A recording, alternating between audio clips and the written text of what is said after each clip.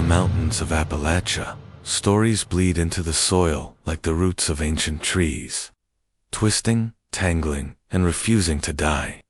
Among them is one tale so grotesque that it has survived in hushed whispers passed from one generation to the next, the story of the Parker Line. To this day, locals will tell you that if you wander too deep into Parker Hollow, you won't come back the same. Some say you won't come back at all. But the more disturbing question isn't what the Parkers did while they were alive, it's whether they ever truly died. The Parkers began as settlers, carving their lives into the hard bark of the Appalachian frontier. Poverty was their inheritance, isolation their cage. Unlike other families who eventually scattered, the Parkers stayed hidden within the hollow. With little contact from the outside world, they turned inward. Generations intermarried, their bloodline curdling into something unrecognizable. By the late 1800s, when others in the region spoke of progress, the Parkers were whispered about in tones of revulsion, as if they were less than human. Travelers passing through the hills would occasionally stumble upon Parker Hollow. Some returned, shaking, speaking of faces that looked melted, jaws that seemed crooked, eyes too close together. They spoke of a sickly stench, like meat left out too long, seeping from their cabins. Others, however, never returned. A handful of missing persons reports still rest in county archives, each with the same chilling detail. The last place they were seen was near Parkerland. One account, buried deep in old sheriff's logs from the 1920s, describes a hunter who ventured into the hollow, searching for game. He was found 2 days later, delirious, clothes torn, rambling about people with teeth, like animals who hissed at him from the tree line. The man swore he heard voices calling his name in the night, though no one from his party had been near him. He never set foot in those woods again. The Parkers lived off the land, but not in the way their neighbors did. Locals whispered of slaughtered livestock found mutilated, bones stripped clean in ways no animal could manage. Chickens would vanish, goats gutted, and sometimes the forest fell silent after dark, as though even the wolves refused to hunt where the Parkers roamed. The most grotesque rumors claimed they turned to cannibalism, not just of outsiders, but of their own blood, when famine or madness took hold. By the 1940s, children in nearby towns were dared to venture near Parker Hollow. Some came back laughing, claiming they saw smoke rising from chimneys in long-abandoned cabins. Others said they heard heavy footsteps following them, though no one was there. One boy never came home. His body was found weeks later in a creek bed, gnawed down to bone. The sheriff's report blamed wild animals, but his parents always insisted otherwise. Stranger still were the markings carved into trees along the hollow's edge. Jagged symbols, crudely etched with knives, spirals crossing over circles, resembling both human and animal figures.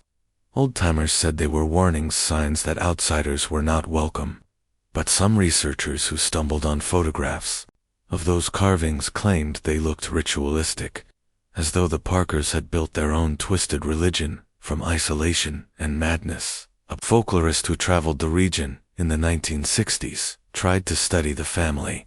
She hiked into the hollow, notebook in hand, determined to prove that the Parkers were just victims of gossip. She was never seen again.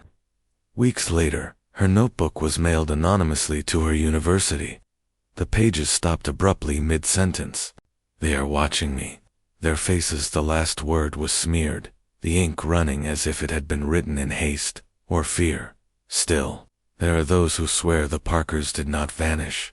A road crew in the 1980s reported strange activity while cutting a new path near the hollow.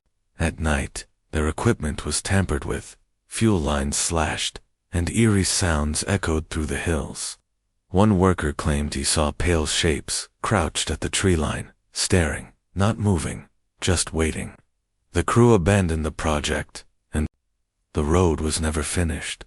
Ask around in nearby towns today, and you'll still hear fragments of the Parker legend. Some insist the family line ended long ago, consumed by their own depravity. Others whisper that descendants still lurk in the hollow, their blood so warped by inbreeding and secrecy that they are no longer quite human. Truckers passing through the region sometimes report seeing figures on back roads at night, gaunt, misshapen, watching from the shoulder of the highway. But here's what unsettles even seasoned locals. The Parker Hollow itself seems alive with unease. Phones lose service, compasses spin, and the forest grows unnaturally quiet. Those who camp too close speak of hearing scratching along their tents, low guttural laughter in the distance, and the sound of something moving on all fours just beyond the firelight. And every so often, a hiker disappears, leaving behind only shredded gear or boot prints that stop abruptly, as though swallowed by the earth. What truly happened in Parker Hollow?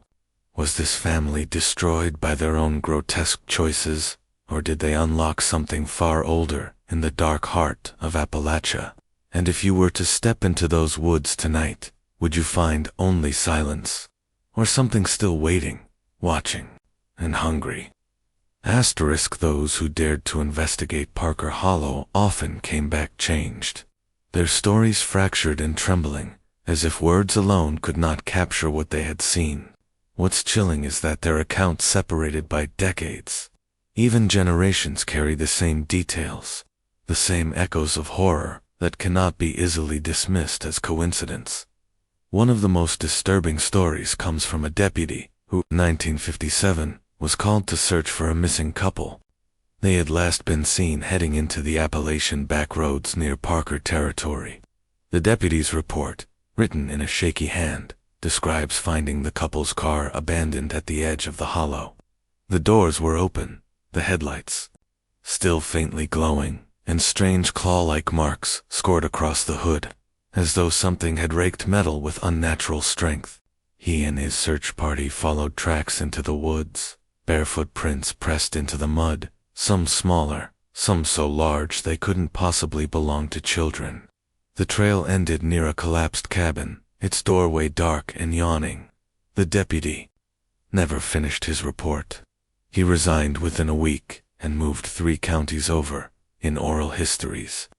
Older townsfolk sometimes mention an unspoken agreement with the Parkers: leave them alone, and they will leave you alone.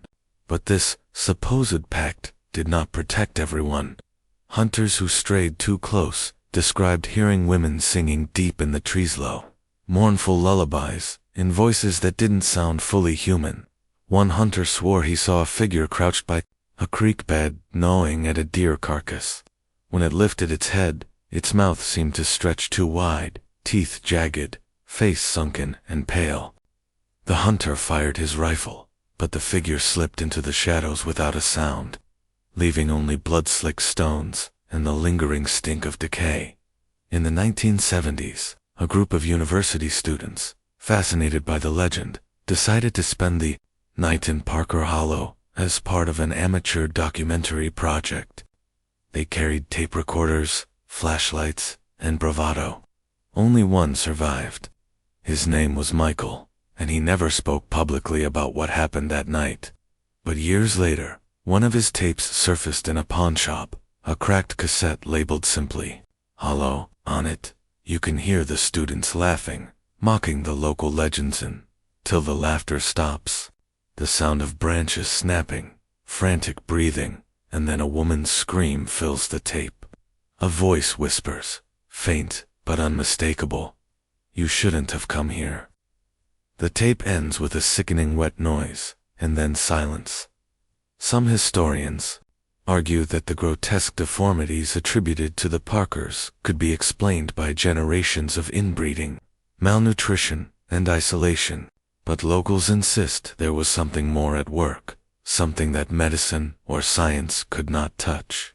The Parkers were not merely deformed, they were changed. Their features twisted in ways that seemed purposeful, almost ritualistic, as if their very bodies bore the mark of something they had invited into their bloodline. It's said that deep in the hollow, there once stood a Parker meeting house, a crude structure of logs and stone, long since swallowed by the forest. Those who have claimed to see it describe walls smeared with symbols, animal bones hanging from twine, and pits in the floor where fires once burned. More disturbing still were the crude altars littered with fragments of human bone. Whether these were remnants of ritual sacrifice or cannibalistic feasts is unknown. But one thing is certain, the Parkers were not worshipping anything that belonged to the Christian God. By the late 20th century, authorities tried to seal off Parker Hollow. The county declared the land unsafe, citing unstable ground and hazardous structures. But the locals knew the truth. They wanted to wall off whatever still lingered in those woods. And yet, the reports never stopped. Campers claimed they heard dragging footsteps circling their tents. Motorists described pale figures darting across the road on all fours. And in 1994, a pair of hikers vanished without a trace. Their last photographs, later developed from a found camera, showed them standing at the edge of the hollow. In the background between the trees, a figure can be seen. Too tall, too thin, its head cocked unnaturally to the side, watching them. One investigator described the smell lingering in that hollow as the worst he'd ever encountered. It wasn't just decayed, it was something sour, chemical, like blood left in the sun for days. He refused to return after that day, and though the site was quietly closed off, locals knew what the officials wouldn't admit. The Ellis clan was still alive, still hungry, still practicing whatever twisted rites had sustained them for generations. And if you think that sounds like the stuff of urban legend, listen closely, because people still report seeing pale figures on the ridge at night. They move faster than a man should, climbing trees with impossible agility. Hikers have found footprints too large to be human, yet with a distinctly human shape. And some locals say they've woken in the middle of the night to find someone or something scratching on their windows, only to vanish before dawn. If you think this is disturbing, just wait until you hear what came next. Because the Ellis family's darkest secrets weren't found in the past. They were uncovered in the present. In the early 2010s, rumors of the Ellis family began to resurface with a new intensity. Locals swore they had seen fires burning deep in the hollow again, where no one had lived for decades. Others whispered about missing pets, livestock drained of blood, and strange symbols etched into fence posts and barn doors. It was as if the Ellis clan wanted to remind everyone that their hollow had never truly been abandoned. One of the most terrifying modern encounters came from a group of urban explorers. In 2012, they were searching for forgotten Appalachian ghost towns when they stumbled into Ellis Hollow by accident. What they filmed on their handheld cameras was never released to the public, but fragments of their story leaked through investigators. They found a cluster of cabins, their roofs collapsed, walls choked with vines. Inside one, they discovered a table covered in bones, small bones, human-sized, arranged in spirals. At first, they thought it was some grotesque art piece, until one of them picked up a fragment and recognized the gnaw marks. That was when they heard movement outside, branches snapping, heavy breathing, and then laughter. Only one of the explorers made it back to civilization. His hair had gone and his fingernails were torn down to the quick from clawing through the underbrush. He never spoke publicly about what he saw, but he left behind a written account before disappearing years later. In it, he described figures circling them in the woodstall, emaciated, their eyes glowing faintly in the dark. He claimed one of them wore the skin of a human face over its own, the flesh rotting but stretched tight like a mask. It wasn't just legend anymore. It was evidence. In 2018, hikers reported seeing what looked like crude wooden totems along the trails near Ellis Hollow. They were made of branches lashed together with strips of hide, each topped with a skullsome animal, some far less easy to identify. Even worse, hikers claimed the totems moved between visits. One day, a totem might be at the trailhead. The next, it was gone, only to appear deeper in the woods, as if someone or something was watching, waiting, playing with Them folklorists argue that the Ellis clan had long since crossed the boundary between human and something else. The combination of generations of isolation, cannibalistic ritual, and obsession with the old symbols changed them in ways no one could explain. They were no longer simply inbred cannibals. They had become guardians of something buried beneath the hollow, protectors of a secret too ancient and terrible to be unearthed. And yet, there are still those who dare to search for it. In 2020, a documentary crew attempted to enter the hollow to capture the truth once and for all. Their footage was meant to expose the Ellis legend as nothing but myth. They never finished the film. Months later, a single camera was recovered from the woods. The footage was mostly unwatchable static, shaking frames, bursts of distorted sound. But in the final minute, as the camera tilted upward into the trees, a figure was visible. Tall, impossibly thin, its arms too long, its head cocked at an unnatural angle. Its mouth moved, but no words, come only a piercing, shrill cry. That made the camera cut to black. The crew was never seen again. And here's the most chilling part. Even today, people living on the outskirts of Ellis Hollow report hearing that same cry echo through the mountains at night. A sound that freezes the blood and silences the forest around it. A sound that seems less like a scream and more like a warning. So, what was the Ellis family? Were they simply the product of isolation and madness? Or had their rituals opened a door to something older than Appalachia itself? Did they worship it or become it? No one can say for certain, but one truth lingers in every account, from the miners of 1912 to the hikers of today. The Ellis Line never died, and if you ever find yourself wandering too far into the mountains, remember this: when the woods fall silent, when the air feels heavy, and when you hear faint laughter carried on the wind, don't look back, because the Ellis family might still be there, watching, waiting, hungry. And if you want to hear more of Appalachia's darkest and most forbidden secrets, make sure you subscribe, hit that bell icon, and let me know in the comments which cursed family you think we should uncover next. But be warned, some doors, once opened, can never be closed. Asterisk, and that was the hidden truth of the Ellis Line. A family swallowed by the mountains, twisted by ritual, and remembered only through fear. But this is just one story, buried in Appalachia's shadows.